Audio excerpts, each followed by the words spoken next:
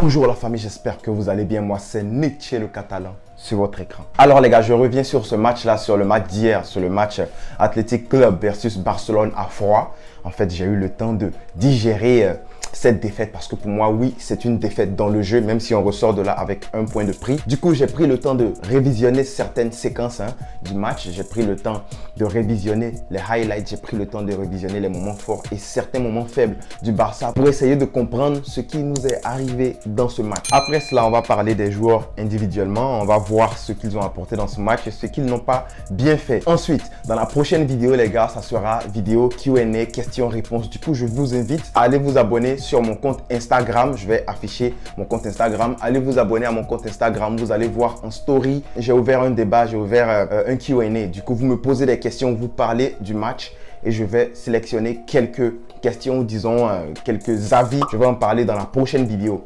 Allez vous abonner massivement à mon compte Instagram. Donc, sans plus tarder, générique.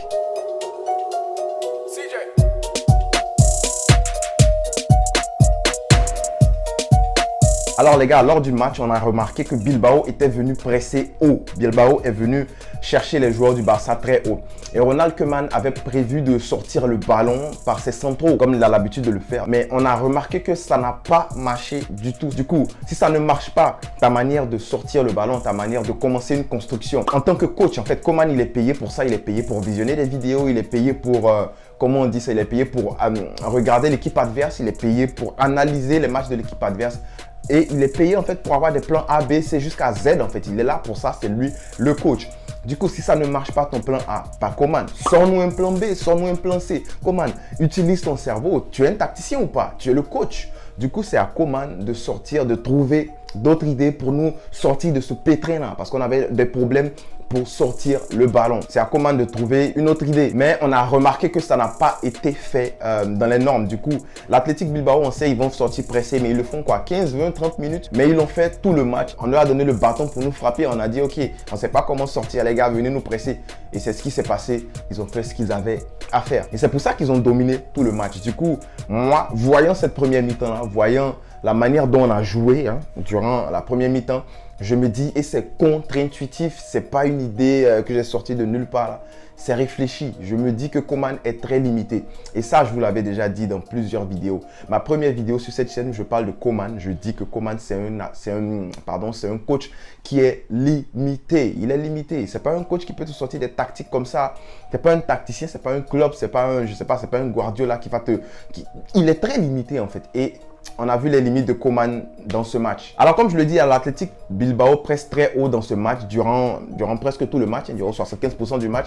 Et c'est parce que c'est nous, le Barça, qui leur donnons l'opportunité de le faire. Si on était très tranchant, c'est-à-dire que si on arrivait à briser leur presse, la première et la deuxième vague de presse, la plupart du temps c'est ça, c'est les deux premiers qui pressent. Les milieux, ils sont toujours là. Vous voyez, le rideau du milieu, il est toujours là pour aller sur les mauvais ballons.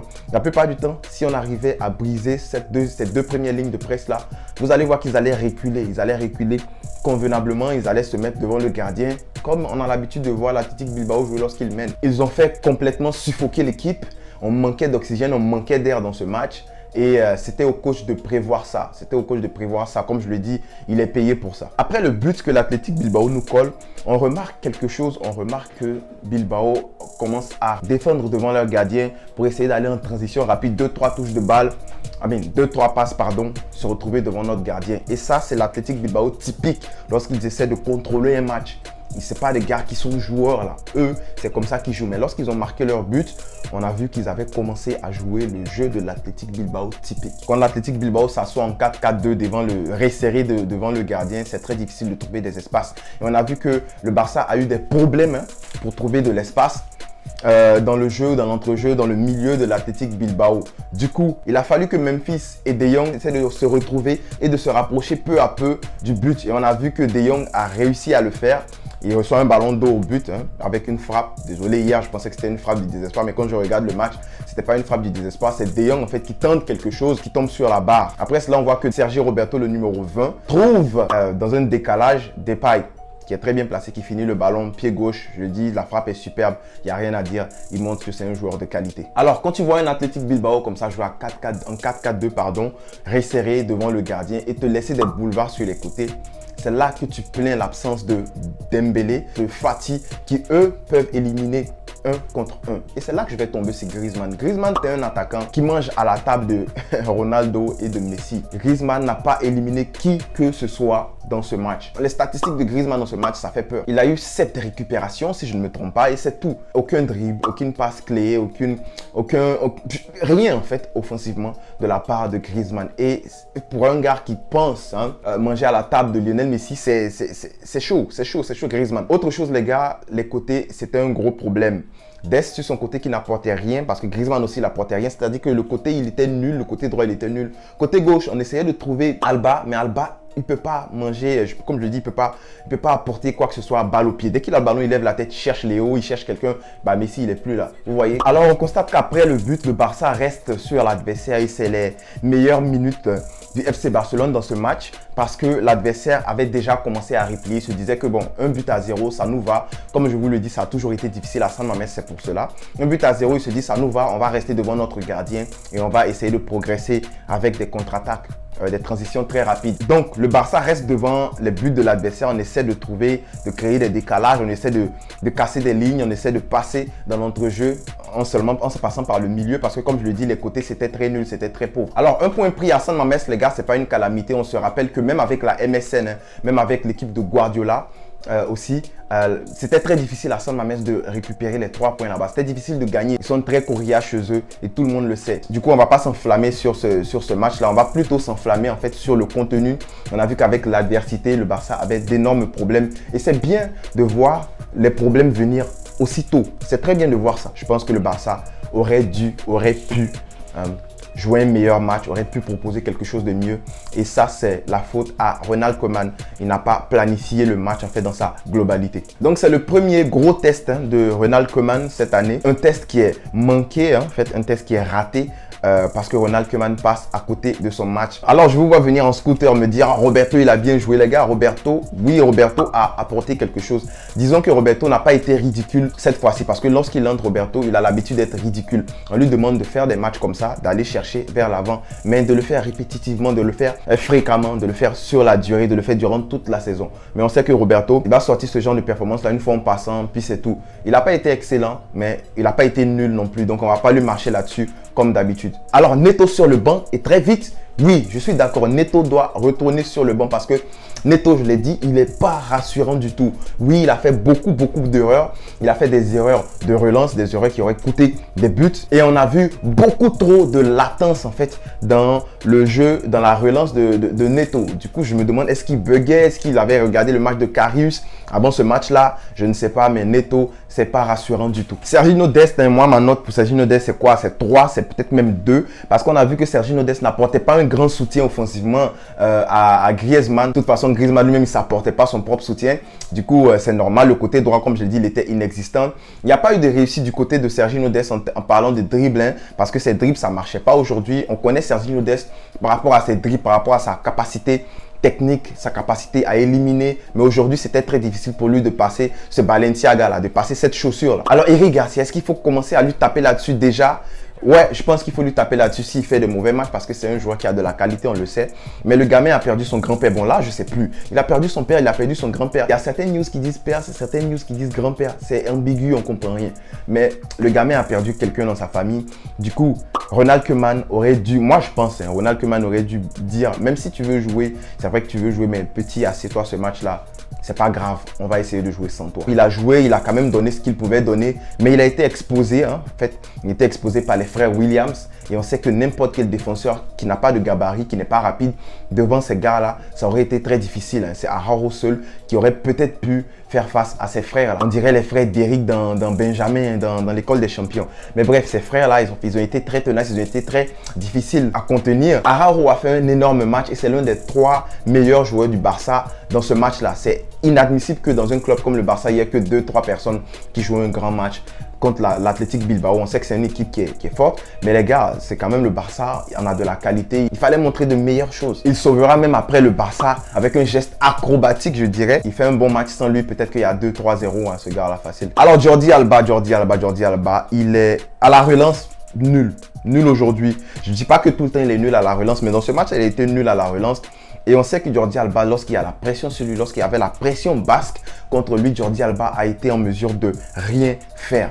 Jordi Alba, il lui faut de la concurrence, il lui faut un Baldé qui va entrer, qui va lui montrer comment on fait. Déjà, je pense que c'est à Koeman. Koeman n'aime pas les jeunes, je vais le dire, je le dis ouvertement. Koeman a un problème avec les jeunes. Alba ne peut pas faire un match aussi éclaté, aussi pourri et tu le laisses sur le terrain.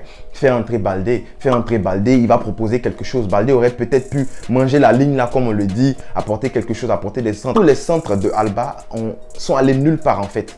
Et c'est normal parce qu'il a l'habitude de faire des centres à ras de terre, en fait, des retraits pour Messi. Mais là, il n'y a plus Messi, du coup, il est obligé de faire des centres tendus comme ça. Premier poteau, deuxième poteau, mais ça ne marche pas en fait. Jordi Alba, nul à la relance, nul lorsqu'il y a la pression sur lui. Busquets à la relance, ça a été difficile pour lui parce qu'il a été mis sous pression. Ils savent que c'est le premier relanceur du club, du coup, c'est normal qu'ils le mettent sous pression. Busquets n'a pas été en mesure de dominer son territoire aujourd'hui. Frenkie de Jong en fait qui vient sauver Neto, l'erreur, la grosse bourre de Neto. Frenkie de Jong qui vient faire un sauvetage énorme qui aide le Barça. Frenkie de Jong c'est celui qui trouve des décalages, c'est celui qui apporte de l'espoir au Barça avec cette frappe là sur la barre transversale. En fait pour moi, je sais pas pour vous là, mais c'est l'homme du match même s'il n'a pas marqué. Frenkie de Jong c'était le gars à tout faire dans cette équipe. Au four et au moulin, il faisait tout, défense, attaque, milieu, relance, touchait la ligne. Frenkie de Jong a tout fait. C'est un petit qui est très intelligent, très intelligent. Merci à de Jong pour ce match. Alors Depay, je ne vais même pas en parler. Tout le monde sait, je parle que de lui depuis hier. Depay a fait un énorme match et après de Jong, pour moi, Depay, c'est l'homme du match. C'était l'homme à tout faire. Il sait à Braithwaite pour un tap-in direct. Tu marques là, tu fermes les yeux. Il n'a pas fait. Donc ça aurait peut-être été 2 buts pour Depay et une passe D. Mais bon, il a raté son tir croisé, là, son tir trop croisé. Et puis, il y a Braithwaite qui n'arrive pas à finir ce but-là. Du coup, Depay, pour moi, énorme match. Deuxième homme du match pour moi, et c'est Depay. Donc, pour moi, c'est De Jong, Depay et Araujo. Alors, les gars, en conclusion, on ne va pas trop s'enflammer par rapport à ce match. Hein. On ne va pas s'enflammer. On voit que l'équipe du Barça a des problèmes. Lorsqu'il joue contre une autre équipe qui vient les prendre super haut, lorsqu'il joue contre une autre équipe qui a de la qualité physique, qui est physiquement très bonne, lorsqu'il joue contre une autre équipe qui resserre bien l'entrelignes, qui resserre bien le bloc, le Barça a un très gros problème. Du coup, c'est à Koeman de revoir le match comme nous, on vient de le faire, là, comme nous, les youtubeurs, on le fait, de revoir le match. Peut-être même regarder nos vidéos s'il veut, hein, je ne sais pas.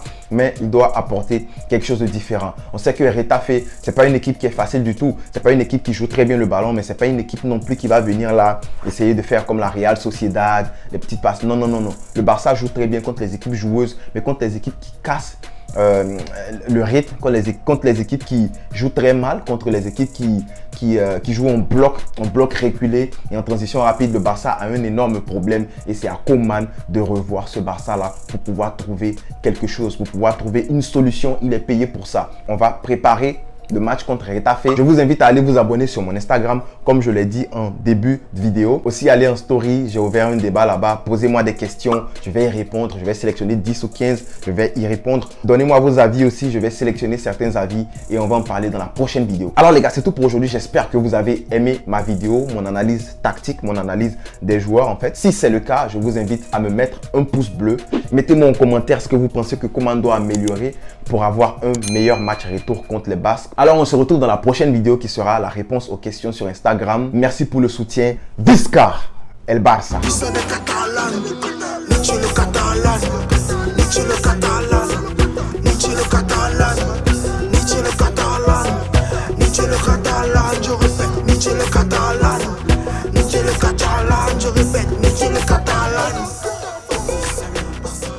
Oh, attendez. Si vous voulez vous abonner, c'est par là ou par là.